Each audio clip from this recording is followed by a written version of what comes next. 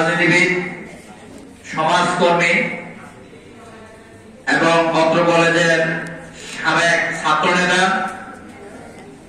হাজী জাকির খান সম্রাট এবং বাংলাদেশ জাতীয়তাবাদী দল ব্রাহ্মণপাড়ার ছাত্র বিষয়ক সম্পাদক জনাব হাজী জাকির খান সম্রাট ভাইকে ওনার মূল্যবান বক্তব্য রাখার জন্য বিশেষভাবে অনুরোধ করছি।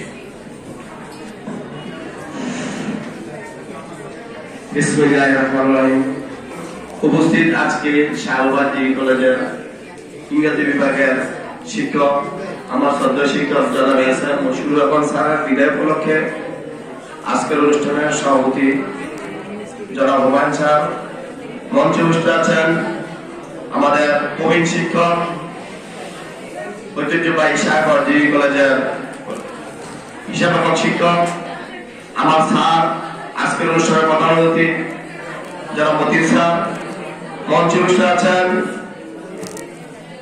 আমার শিক্ষক বদল স্যার, মঞ্চে উপস্থিত আছেন। আসসালামু আলাইকুম। আমি 1996 সালে এসএসসি পাস করেছি। 97-তে আমরা এই কলেজে ফার্স্ট ইয়ার ভর্তি হয়েছি। প্রথম দিনের সাদেক স্যারের প্রথম ক্লাস এবং আমাদেরও প্রথম ক্লাস ছিল সাদেক স্যারের। আজকে আমরা স্যারকে বিদায় জানাতে কষ্ট হয় আমি যখন উনি 1998, 97, 99, 2000 সালে, 2001 সালে, 2002 সালে শাহবাগ ডিগ্রি কলেজের ছাত্রছাত্রী ভর্তি হইতো, ইন্টারভিউ দিয়ে ভর্তি হতো। মানে এই কলেজে এত একটা মান ছিল, ইন্টারভিউ দিয়ে ভর্তি হতে ক্লাসের সিট আছে 1200, ভর্তি হওয়ার জন্য চাই না। আর আমাদের এই কলেজে রাকিব স্যার, মশিউর স্যার আজকে ফাইলেট করার জন্য সিরিয়াল লেগে থাকতো। সারা সকালবেলা নাস্তা খাইতে পারতো না, 7টা থেকে ক্লাস মানে ফাইলেট পড়তো, 9টা পর্যন্ত ফাইলেট পড়াইয়া তারপর আবার কলেজ স্যার আসতো।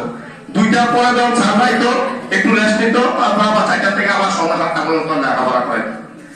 এই মশিউর স্যার, রাকিব স্যার আমাদের কলেজের রত্ন ছিল। আজকে মশিউর স্যার চলে যাচ্ছেন, রাকিব স্যার চলে গেছে, রাকিব স্যারের জন্য দোয়া করি। এবং আজকে মশিউর স্যার আজকে আমাদের শিক্ষক, প্রবীণ শিক্ষক, ওনার আমরা গুণকীর্তি বলে শেষ করতে পারবো না। উনি এই কলেজের একজন ধার্মিক, একজন ভদ্র এবং ধর্ম এবং স্বাভাবিক শিক্ষক। মানে আপনার সাথে এবং আপনাদের সকলের সাথে মিশতে স্যারের 1 মিনিটের সময় লাগে না। স্যার এমন একটি শিক্ষক। আমি স্যারকে যখনই স্যারের সাথে কথা বলতাম, মসজিদে দেখা হইতো, স্যারকে আমি সম্মান দিয়ে কথা বলতাম, স্যার আপনি এত স্বাভাবিক, এত নর্মাল কাপড় চোপড় পরেন, আপনি হচ্ছে ভালো পোশাক করতে পারছেন। স্যার বলতো আমাদের কয়দিনের জিন্দিগি, আমি যাকে আমি যদি এইভাবে চলি আমার সেইটাই ভালো। কিন্তু টাকার কোনো অহংকার নাই যে টাকা বেশি করতে হবে, টাকা দিয়ে অনেক কিছু করতে হবে, এই ধরনের স্যার মানুষ দেখি নেই।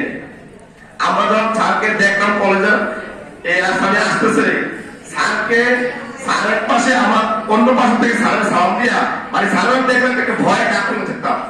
আজকে আমরা দেখি, আমাদের ছাত্রছাত্রীরা দেখি স্যার আসতেছে, স্যারকে সালাম না দিয়ে সাথে করে চলে যায়। এটা মন খুব কষ্ট হয়।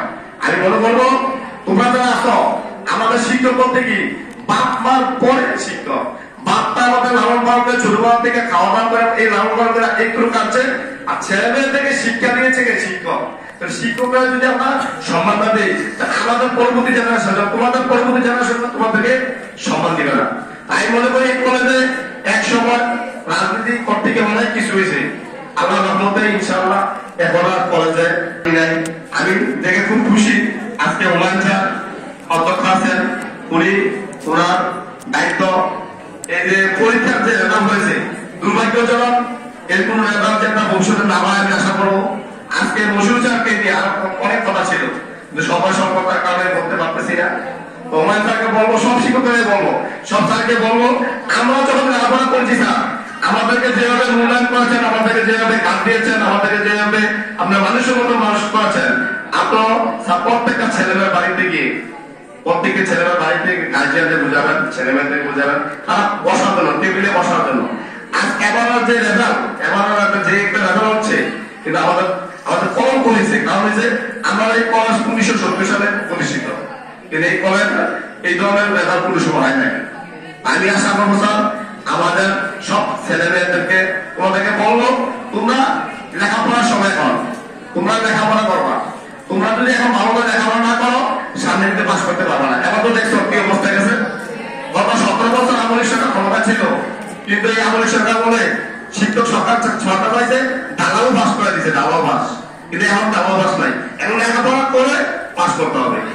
তোমরা যারা আছো সবাই অনুরোধ করে বলবো প্রত্যেকটি সময় তোমরা যখন অপশন থাকবা বই নিয়ে বসে যাবা, যখন রাত্রে পড়ালেখা করবা বই নিয়ে পড়ে যাবা। আর তোমাদের কোনো ব্যবসা নাই, বাণিজ্য নাই, চাকরি নাই, কিছুই নাই, তোমাদের কোনো কাজ কামড় তোমার বাবা দেয় না, তাহলে কেন তোমরা লেখাপড়া করবো না?